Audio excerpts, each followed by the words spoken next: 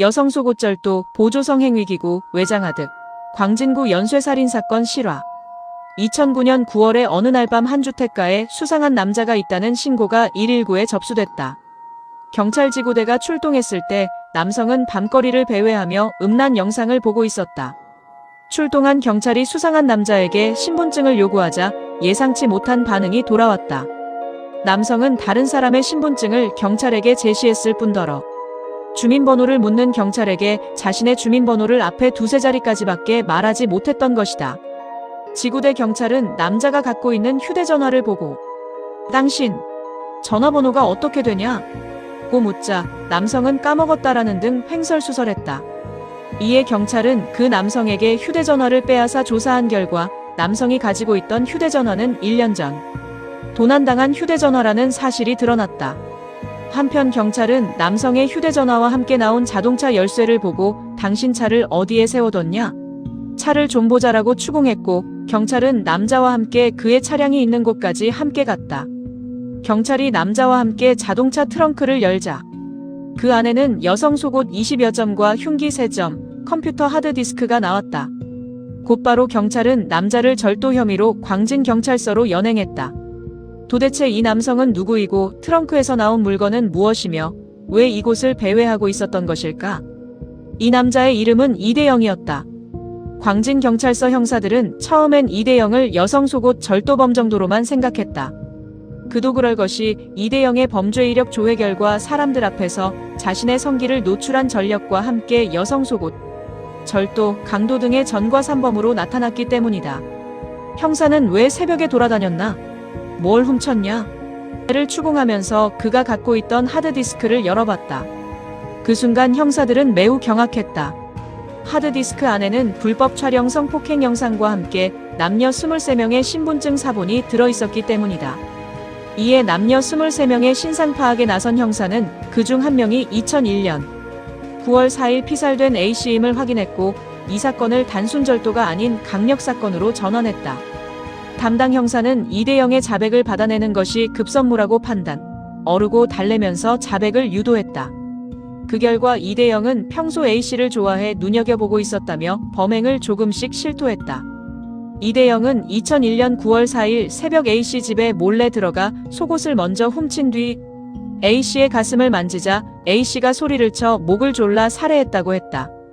이후 이대영은 장롱을 열어 옷까지, 이불 등을 모두 빼내고 A씨 몸에 일부러 다른 상처를 입힌 다음 A씨의 핸드백에 있는 현금 2만 원을 챙겨 달아났다고 했다. 뒤이어 이대영은 1995년 10월 18일 아차산 약수터 사건도 내가 한 짓이라고 털어놓았다. 이대영은 그날 새벽 운동 삼아 아차산을 갔다가 내려오는 길에 약수터에서 얼굴을 씻고 있었다. 이를 본 여성이 "많은 사람이 먹는 약숫물인데 세수를 하면 어떻게 하냐? 라고 야단치자 이 말에 격분한 이대영은 옆에 있던 돌을 집어들어 여자를 살해한 뒤 시신을 산책로 밖으로 끌고 가 여자의 옷을 모두 벗기고 버린 것이다. 경찰은 당시 이 사건을 살인사건으로 보고 수사를 펼쳤지만 그때만 해도 약수터 주변의 CCTV 등의 방범시설이 변변치 않아 범인을 찾는데 실패했다. 이대영은 1995년 2월 군대에서 제대한 후 인쇄소 등을 다니는 평범한 직장인인 것처럼 하고 다녔지만 날이 어두워지면 바바리맨으로 변신해 사람들 앞에서 자신의 몸을 노출하고 어두운 골목을 돌아다니며 여성의 속옷을 훔쳐 자신의 집에 보관했다.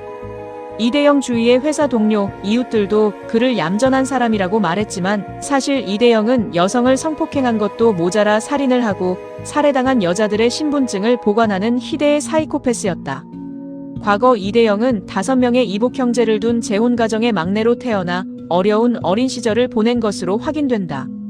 또한 초등학교 3학년 때에는 동네 남성으로부터 성폭행을 당하기도 했다.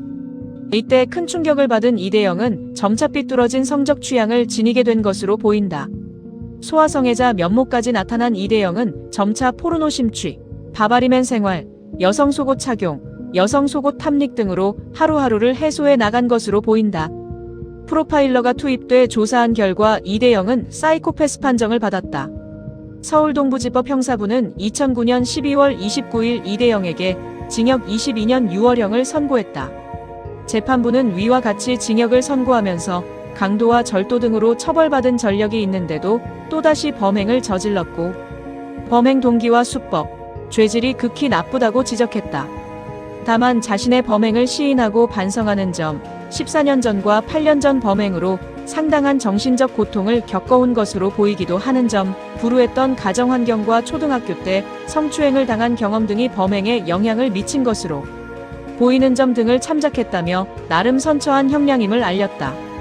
검찰이 형이 낮다며 항소했으나 2심 역시 1심 형량을 유지했다. 하지만 기억해야 한다. 이대영은 2031년경 22년 징역을 모두 마치고 우리 곁으로 돌아온다. 그의 나이 불과 50대의 말이다. 지금까지 그날의 이야기였습니다.